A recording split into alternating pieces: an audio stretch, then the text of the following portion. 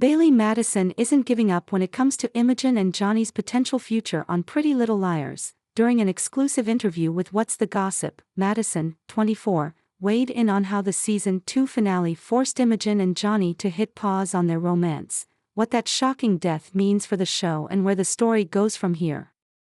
Warning: this story contains spoilers about the Pretty Little Liars Summer School Season 2 finale. Imogen and Johnny had a really natural and instant connection that didn't feel really that forced.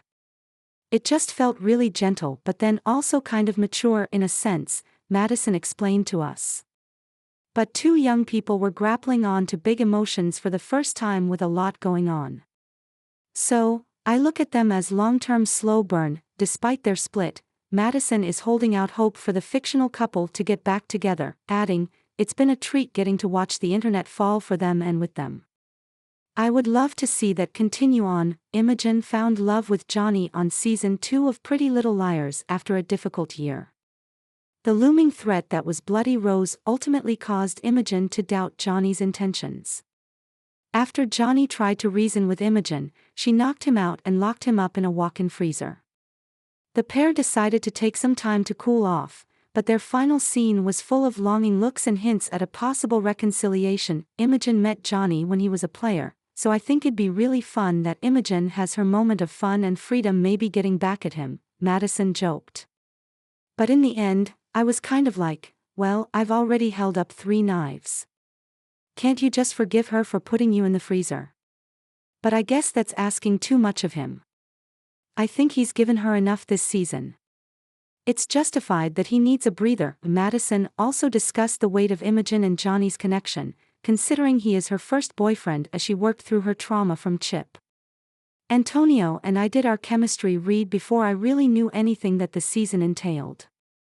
It's so difficult to sense something virtually, but it automatically felt really easy. I felt like I was in really safe hands with him," Madison recalled. "Because I would kind of throw something his way that maybe wasn't on the page and he very quickly would absorb it and work it into his version of throwing that back to me. As actors, that's really all you can hope for, is an actor alongside you that's there to kind of listen and grow and support." Madison praised the men on the show for willingly taking a step back to highlight the female leads. "That I feel like all of the men on this show and all of the love interests, they kind of have this really daunting task of supporting the characters and not having an ego with it, that the characters just genuinely do want to support the girls," she noted. "And you have to be willing to put yourself into that world as well." And Antonio 100% was, the actress continued. "He was such a wonderful partner and it was so fun to watch him step into his own on the show. But there was just a level of care and gentleness that naturally came from those moments."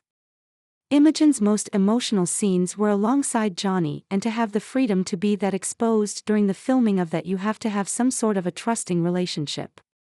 "I felt like I could trust him and hopefully in return he could also trust me." In addition to Imogen's bond with Johnny, her friendship with Tabby once again took center stage.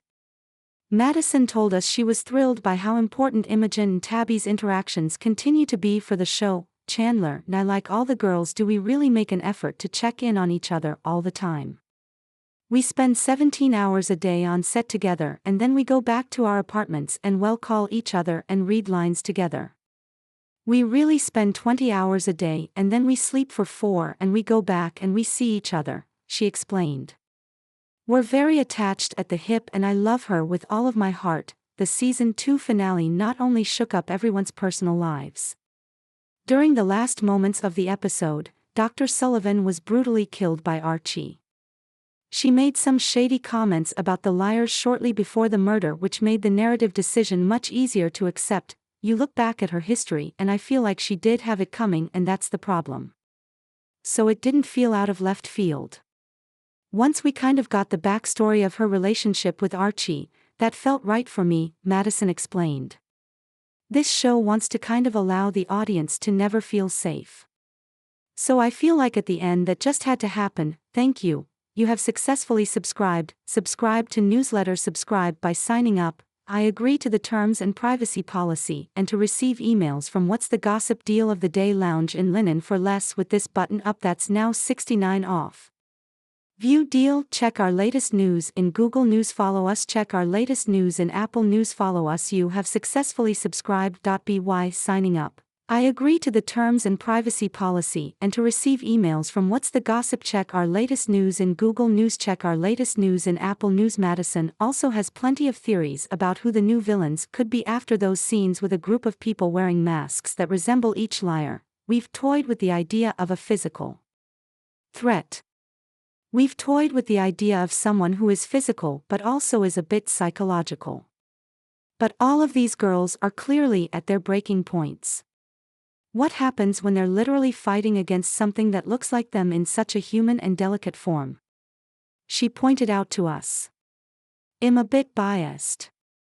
I did The Strangers Prey at Night, so I'm a huge fan of some knife-wielding, psycho-humans. It just feels really fitting, and it would call for a lot of iconic scenes. Entering the third season, what does it look like to ground it even more and to kind of live in the darkness even more? Pretty Little Liars Summer School is currently streaming on Max.